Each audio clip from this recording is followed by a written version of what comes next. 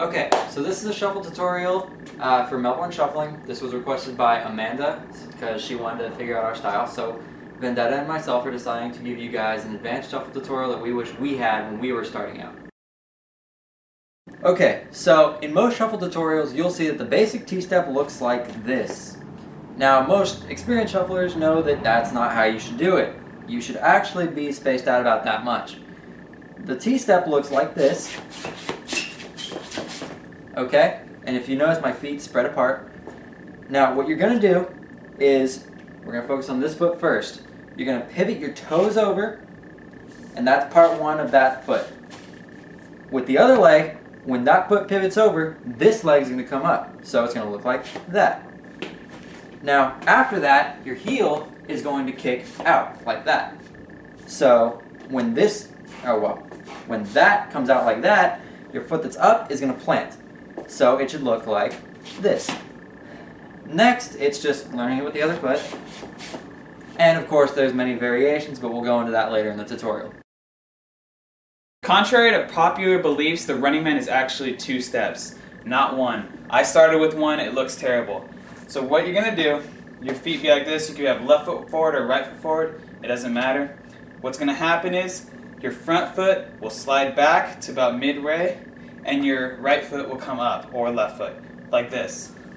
1, and then you pop it out again. 2. So it goes back twice, and the other opposite foot goes forward twice, like you're running.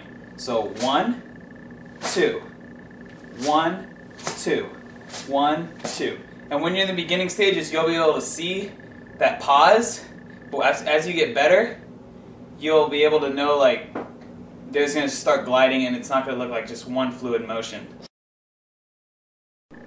Okay, I'm going to show you what you're going to look like at first when you start shuffling, and I'm going to explain the problems in the next section. It's going to start off looking something like this.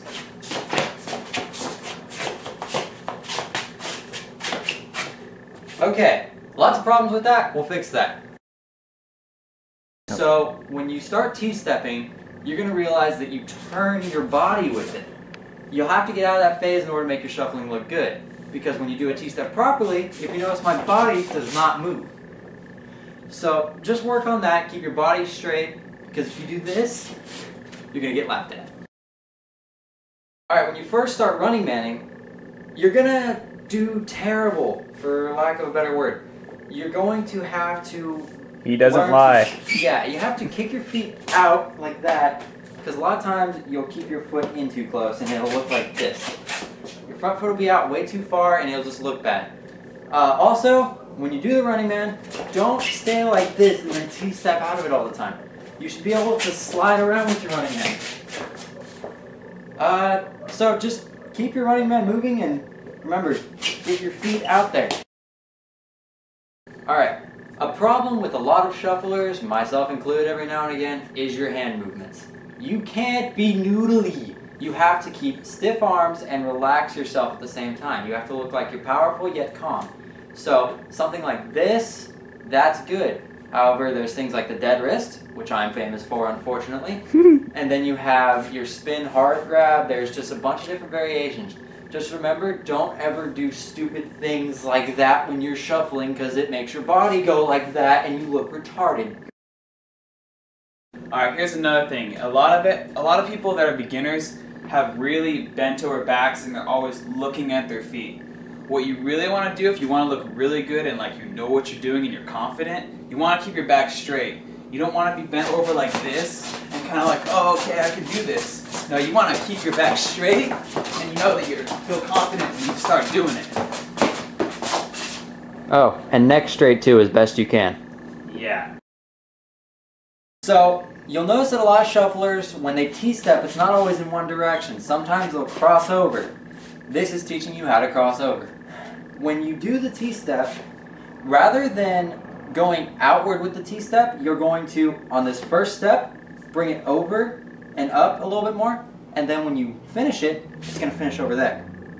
So that way, you just finish over there and then go back to it. So that looks better, allows you to switch it up more. Okay, something you'll have to learn when it comes to shuffling is your transition. you'll notice that good shufflers, we can go from running man to T-step like it's nothing. Or we can do that out of it.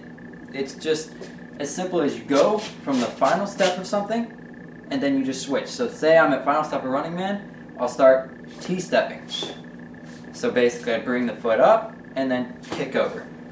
As for running man and T-step to running man, you T-step, T-step, and then right here, you're gonna kick up and then do that. It's pretty simple. You'll figure it out yourself over time, just takes practice, and that's it. Okay, another thing a lot of shufflers do is they like to kick. Kicking is like T-stepping, but not hitting the ground. So it can go left, right, forward, back, anywhere. Any which way you want to take it. So just practice your kicks, and remember, always use it with a T-step. If you try to running man kick, it could work, but it's not the best. So stick to your guns, know what you're doing, and when you get experienced enough, you'll be able to do stuff like that.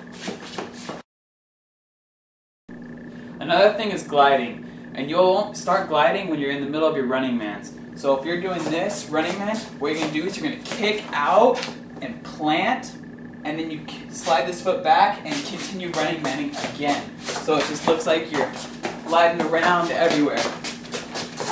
It gives you that slide effect that a lot of people aspire to achieve in shuffling. Alright, another thing is spins. I don't recommend this for beginners because you can lose your balance. I'm guilty of that. I've fallen over and hit cars. Well, not this one. Okay, you're not going to be able to learn without falling, basically. We've all done it. Any good shufflers fallen while they're trying to spin. Shut up. Spin, damn it. Alright, pretty much what you do, whatever foot you feel dominant with, in this case actually my left, I'll place my left, and the opposite foot, you just push off of it. So you're running manning, or T-stepping, whatever, so just plant, make it quick, but what you'll do is you plant, and you spin, and you pop out of it. Easy as that. Okay, so when you shuffle, you want to combine moves as well at certain times. One we see a lot that many shufflers have started to do because of Mickey, I think, started it. What they do is they spin and they kick with their spin. And it's kick spinning, whatever you want to call it, but either way, it's a combination of kicking and spinning, which helps a lot. Gives you a lot of momentum. Yeah, it gives you momentum, helps you speed up, and it looks good. You have to be creative with whatever you do. Throw a little bit of yourself in your shuffling. Throw a little heart in there, otherwise it won't look good. If you're just robotic and stay to the only moves you know, it's not fun. Like, a common move we see Jake do in the videos is his around the house fucking flip kick thing, whatever the fuck it is. Just because I did martial arts, shut up. He did martial arts. It's his creativity throwing. So either way, be creative, have fun with it, and keep shuffling, guys.